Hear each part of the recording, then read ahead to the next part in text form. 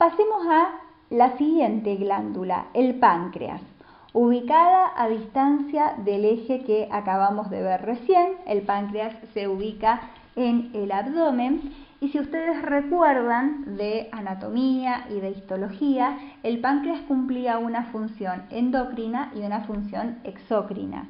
Exócrina porque me va a producir enzimas que me van a participar, me van a facilitar la digestión, tanto de los hidratos de carbono como de los glúcidos como de las proteínas. Pero nosotros nos vamos a dedicar a la función endocrina, ¿sí? En este curso, en esta unidad específicamente que tiene la glándula. Acá en la imagen tienen a simple vista cómo es la constitución histológica de esta glándula. Los acinos pancreáticos, que eran los que se encargaban de producir las enzimas digestivas, y los en su interior, en la zona media, islotes, ¿sí? Pequeñas islas de células que recibían el nombre o reciben el nombre de islotes de Langerhans. En esos islotes de Langerhans nosotros tenemos distintos tipos de células, células alfa, células beta, células delta, donde cada una de ellas me va a producir una hormona o un compuesto diferente. Y obviamente, como toda glándula, muy vascularizada, muy rica en capilares sanguíneos, porque justamente esos productos, esas hormonas producidas, sintetizadas, van a pasar directamente a la sangre. ¿Qué hormonas produce el páncreas? Dos específicamente. El glucagón, que es producido por las células alfa, y la insulina, que es producida por las células beta. También tenemos la somatostatina, producida por las células delta. Se ha visto la producción de un polipéptido que se llama polipéptido pancreático. Nosotros vamos a enfocarnos exclusivamente en estas dos hormonas que figuran acá, el glucagón y la insulina, que van a cumplir funciones importantísimas en el metabolismo.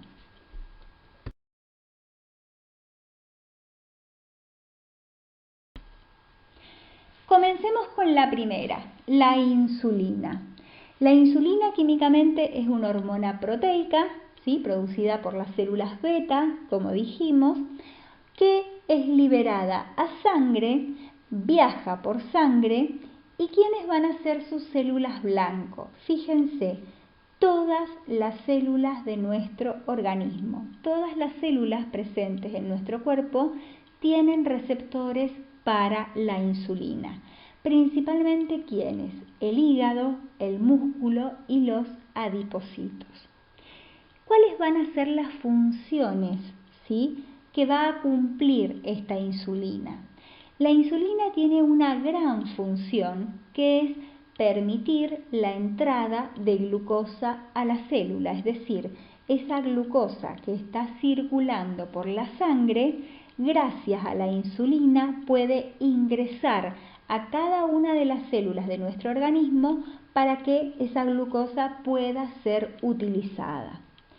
Y tiene justamente como permite que la glucosa que está circulando en sangre deje la sangre y pase a la célula, entre a la célula, tiene lo que se llama un efecto hipoglucemiante, es decir, disminuye la glucemia, disminuye los niveles de glucosa en sangre.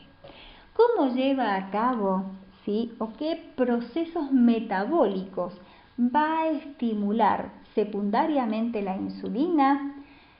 Estimula la glucólisis y la glucógenogénesis, es decir, me va a estimular la degradación de glucosa para producir energía y la formación de glucógeno, es decir, que la glucosa pueda ser almacenada por la célula en forma de glucógeno. Recuerden que la glucogenogénesis se producía en el músculo y en el hígado. Me va a inhibir la gluconeogénesis y la glucogenólisis. ¿Qué significa? Me va a inhibir la formación de glucosa a nivel del hígado, la gluconeogénesis, y me va a inhibir la ruptura del glucógeno para liberar glucosa. Entonces, fíjense, con este juego de estos 4 metabolismos, glucólisis, glucogenogénesis, gluconeogénesis y glucogenólisis, lo que me está haciendo la insulina es disminuir los niveles de glucosa. Me va a estimular la utilización y el almacenamiento y me va a frenar la producción. Sobre los lípidos, ¿qué acción va a tener? Me va a estimular la síntesis de los lípidos y me va a frenar la lipólisis. Justamente me va a frenar la degradación de los lípidos, el proceso opuesto. Y me va a facilitar el depósito y la síntesis de proteínas. La insulina, justamente como permite la entrada de glucosa a la célula y estimula la utilización de glucosa, es la hormona que se libera luego de una ingesta de alimentos. Por eso también se la llama hormona post-ingesta.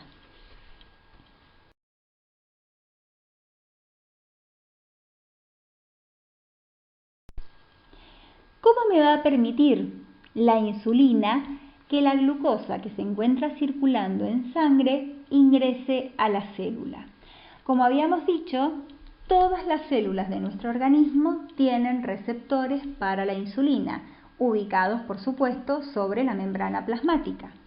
Entonces, cuando la insulina se une a su receptor, me desencadena todo un mecanismo de traducción de señales mediados por tirosina quinasa que van a llevar a distintos procesos. Los procesos que nombramos recién, la utilización de la glucosa, la síntesis de lípidos, la síntesis de proteínas, me va a llevar al crecimiento y la expresión de los genes, ¿sí?, para producir proteínas y proteínas que van a participar en distintos procesos metabólicos. Pero fíjense lo que hace, ¿sí? Cuando la insulina se une a su receptor, esta unión mediada por tirosina quinasa hace que el receptor que permite la entrada, el canal que permite la entrada de glucosa a la célula, que se encuentra adentro, ¿sí?, en el citoplasma, se traslade hacia la membrana plasmática, ¿sí? Es como que el canal de glucosa que está desarmado y que se encuentra en el citoplasma, cuando la insulina se une a su receptor, esas partes, esos componentes viajan a la membrana plasmática, se ensamblan, forman el canal y la glucosa puede ingresar al interior de la célula para ser utilizada. Todos estos mecanismos son los que son mediados por la insulina y justamente cuando la insulina no se encuentra unida a su receptor, la glucosa, por más que circule en sangre, no puede entrar a la célula. ¿Por qué? Porque el canal se encuentra en el citoplasma, está desensamblado, sus partes están separadas y hasta que la insulina no esté presente, no va a poder armarse para que la glucosa pueda ingresar.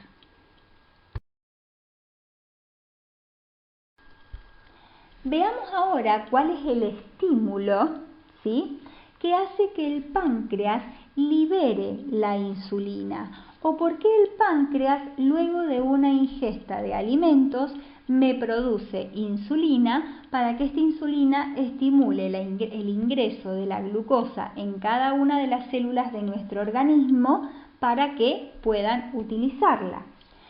Cuando se produce un aumento de glucosa en sangre, por ejemplo, luego que hemos consumido alimentos, esa glucosa es capaz de ingresar al interior de la célula beta del páncreas a través de un transportador que se encuentra en la membrana plasmática que se llama GLUT2.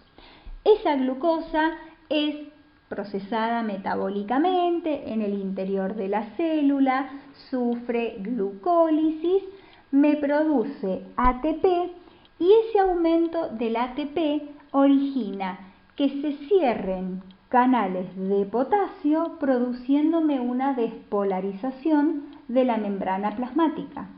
La despolarización de la membrana plasmática originada por el cierre de los canales de potasio desencadena la apertura de canales de calcio, originando o produciendo, ocasionando que el calcio que está afuera ingrese a la célula, aumente en el citoplasma y me estimule la exocitosis de la hormona insulina que se encuentra almacenada en las vesículas, que se encuentra almacenada en vesículas en el interior de la célula beta. Es decir, este ingreso de calcio desencadena que las vesículas cargadas con insulina se acerquen a la membrana plasmática y la liberen por exocitosis. Esa insulina pasa directamente a la sangre, viaja por sangre y va a ejercer su acción en cada una de las células de nuestro organismo. Y la otra hormona producida por el páncreas, el glucagón. El glucagón, como dijimos, es producido por las células alfa del páncreas. Es una hormona polipeptídica que una vez que viaja a sangre va a ejercer su acción sobre sus células u órganos blancos, que van a ser principalmente el hígado y el tejido adiposo. Esta hormona tiene todas las acciones y los efectos opuestos a la insulina. Si la insulina es la hormona post-ingesta, el glucagón es la hormona que juega y que cobra importancia en el ayuno. Cuando nosotros nos sometemos a varias horas sin ingerir alimentos, por supuesto no estamos aportando glucosa a nuestro organismo y esa glucosa disminuye en la sangre y los distintos tejidos no tienen el aporte necesario para utilizarla como combustible. Aparece entonces el glucagón. El glucagón es hiperglucemiante. Va a aumentar los niveles de glucosa en sangre, va a tratar de obtener glucosa de algún otro mecanismo que no sea a través de la dieta, porque nosotros no lo estamos aportando. ¿Cómo lo va a hacer entonces? Por un lado, me va a inhibir la glucólisis, es decir, va a hacer que la célula degrade la glucosa de la manera más prudente posible. Me va a inhibir la glucogenogénesis, es decir, va a evitar que la glucosa sea almacenada como glucógeno. Me va a estimular la gluconeogénesis, es decir, la formación de glucosa hepática, y la glucogenólisis, es decir, que esa glucosa que está almacenada como glucógeno pueda liberarse para ser utilizada por las distintas células. Me va a inhibir la síntesis de lípidos y me va a estimular la lipólisis. ¿Por qué me va a estimular la lipólisis? Porque me va a estimular la ruptura de los triglicéridos, la liberación de los ácidos grasos, para que esos ácidos grasos puedan ser utilizados como fuente de energía, ya que tengo un aporte de glucosa bajo y por lo tanto a partir de ella no puedo obtener la cantidad de energía que se necesita.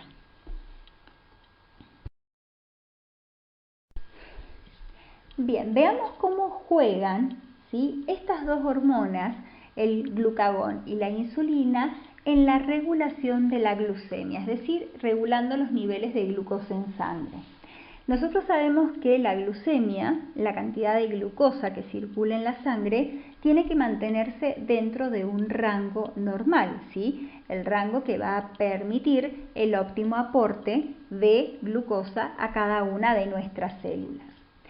¿Qué pasa cuando yo tengo altos niveles de glucosa en sangre? ¿Sí? Por ejemplo, luego de haber consumido alimentos. Ese aumento de glucosa en sangre va a ser captado por el páncreas, sigan todo el camino de la flecha rosada. El páncreas va a estimularse a liberar insulina esa insulina va a pasar a la sangre y va a tener dos efectos. Por un lado, me va a estimular que esa glucosa en exceso que está circulando en sangre entre a la célula para ser utilizada. Y por el otro lado, va a estimular al hígado ¿a qué? A almacenar esa glucosa en exceso en forma de glucógeno, estimulando lo que se llama glucógenogénesis. Estos dos caminos, la entrada de glucosa a la célula y la glucogenogénesis, van a hacer que los niveles de glucosa en sangre disminuyan y se normalicen. ¿Qué pasa en el caso opuesto? ¿Sí? Que yo tenga bajos niveles de glucosa. Por ejemplo, en un ayuno prolongado. Tengo 18 horas que no he consumido, 8 horas, 9 horas que no he consumido alimentos. Esa disminución de glucosa en sangre va a ser captada por el páncreas. Ahora sigan el camino de la flecha verde. El páncreas va a liberar glucagón y ese glucagón va a pasar a la sangre y va a ejercer su acción sobre el hígado. ¿Qué va a estimular a nivel hepático? La degradación de glucógeno para liberar glucosa, es decir, me va a estimular la glucogenólisis. Al liberarse glucosa de este glucógeno, esa glucosa va a pasar a la sangre, los niveles van a subir y se van a normalizar, logrando que la glucemia vuelva a ese rango óptimo. De esta manera es como juegan el glucagón y la insulina en base a cómo el páncreas detecte o capte los niveles de glucosa en sangre que tenemos.